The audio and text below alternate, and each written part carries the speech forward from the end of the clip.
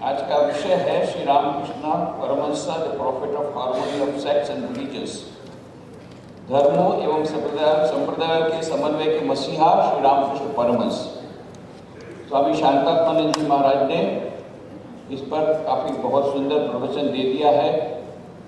उन्होंने बताया कि किस प्रकार से श्री रामकृष्ण देव ने विभिन्न धर्मों की साधना अपने जीवन में की। विविध संप्रदाय, हिंदू धर्म के अंतर्गत विविध वैष्णववादी पंथों के अनुसार, इस्लाम एवं ईसाई धर्म के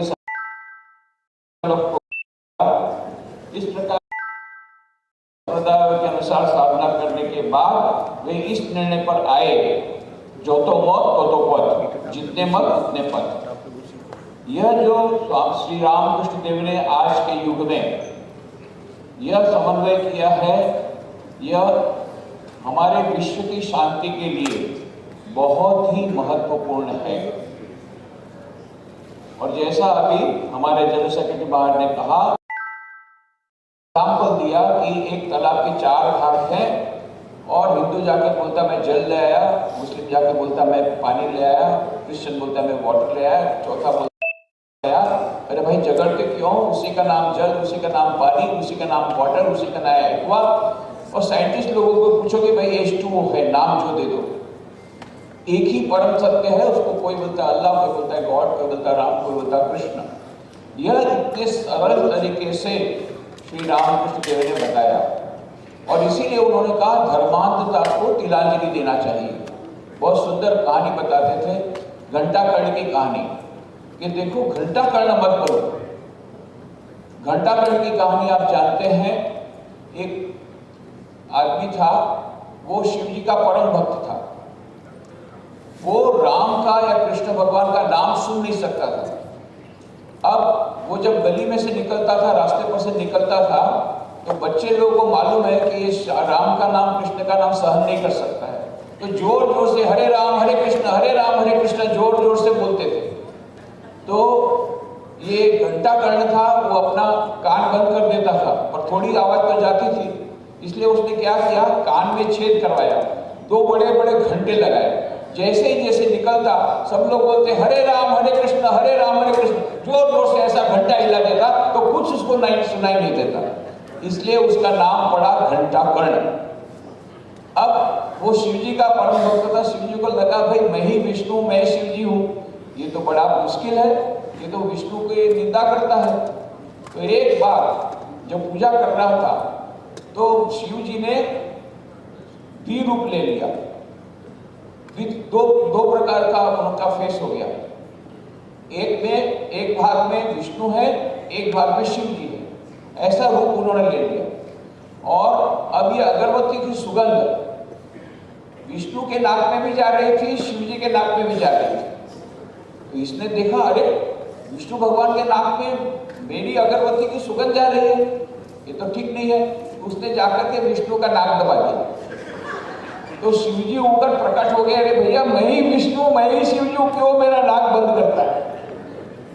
तो ये कहानी सुना के श्री रामकृष्ण बोलते थे घंटा कर्ण मत बनो, धर्मांध मत बनो, अपने धर्म का पालन करो, अपने पंथ का पालन करो, तुमको जो पथ अच्छा लगता है, पर दूसरों की निंदा मत करो, उसके रास्ते से ले जाओ, उसको उसके रास्ते से जाने जाओ, जो तो मत तो पथ, मंजिल लेके रास्ते अलग अलग। और इसी बात को आज की जो आवश्यकता है, इस पर कहते हुए जो अभी कहा था आर्नोल्ड टॉयनबी के बारे में जनरल सेक्रेटरी महाराज ने, ये आर्नोल्ड टॉयनबी ये ब्रिटिश में सेना में थे और पहला वर्ल्ड वार में जब थे तो उनको बहुत देखा, सब खून खराबी, बहुत उनका मन खराब हो गया। तब तक में द्वितीय विश्व युद्ध हुआ तो देखा एटॉमिक पावर के कारण तो सारा विश्व नष्ट हो जाएगा। उनकी श्रद्धा जाती रही कि नहीं, मानव जाति को कोई नहीं बचा सकेगा। तब उनके हाथ में श्री रामकृष्ण का जीवन आया, उनको नहीं, ये विश्व जरूर बचेगा क्योंकि श्री रामकृष्ण देव इस युग में आए हैं। और फिर बाद में उन्होंने लिखा था कि the present chapter of the history had a western beginning, but if the world has to survive from self destruction in this atomic age, it must have an Indian end. कि यह जो विश्व का इतिहास है उसका प्रारंभ पाश्चात्य संस्कृति से हुआ था, पर यदि हमको इस एटॉमिक एज में संपूर्ण विनाश से बचना है तो उसका अंत भारतीय संस्कृति में होना चाहिए। और फिर वे कहते हैं एम्परर अशोका एंड महात्मा गांधी's principle of non-violence and Sri Ramakrishna's principle of harmony of religions. These are the attitudes and the values which will save the whole world from self-destruction in this atomic age. तो यह जो महात्मा गांधी, सम्राट अशोक की अहिंसा का सिद्धांत और श्री रामकृष्ण देव ने अपने जीवन की प्रयोगशाला में जो प्रमाणित किया, सभी धर्म एक ही परम सत्य तरफ ले जाते हैं, सर्वधर्म समन्वय का संदेश यही सारे विश्व को बचाएगा। एक पुस्तक प्रकाशित हुई God of all, Claude Alan Stark, उन्होंने लिखा कि आज सारे विश्व में विविधता की समस्या है, धर्मों की विविधता की समस्या, जहां धर्मों के बीच में टकराव शुरू हो गई, एक दूसरे के धर्म को मार डालना चाहते हैं या कन्वर्ट करना चाहते हैं। ऐसी स्थिति में सॉल्यूशन एक ही है, यदि कोई मनुष्य कहे कि सभी धर्म एक ही परम सत्य तरफ ले जाते हैं तो कोई मानने वाला नहीं है, जो विज्ञान का युग है। परंतु कोई मनुष्य अपने जीवन की प्रयोगशाला में पारी पारी से सभी धर्मों की साधना करके उसके चरम लक्ष्य तक पहुंच करके बाद में डिक्लेयर करे कि हाँ, मैंने सभी धर्मों की साधना करके देखा, अंत में एक ही गंतव्य स्थान पर पहुंचते हैं, तभी यह विश्व मानेगा। और फिर ये क्लाउड एलन स्टार्ट कहते हैं कि सचमुच में ऐसा मनुष्य का जन्म हो चुका है, उसने ऐसा किया है, पर दुर्भाग्य से हम उसके बारे में जानते नहीं हैं, क्योंकि श्री रामकृष्ण देव ने अपने जीवन की प्रयोगशाला में विविध धर्मों की साधना करने के बाद, उसके चरम लक्ष्य तक पहुंच करने के बाद फिर डिक्लेयर किया, जो तो मत तो पद, जितने मत उतने पद। ये आज की बहुत बड़ी आवश्यकता है।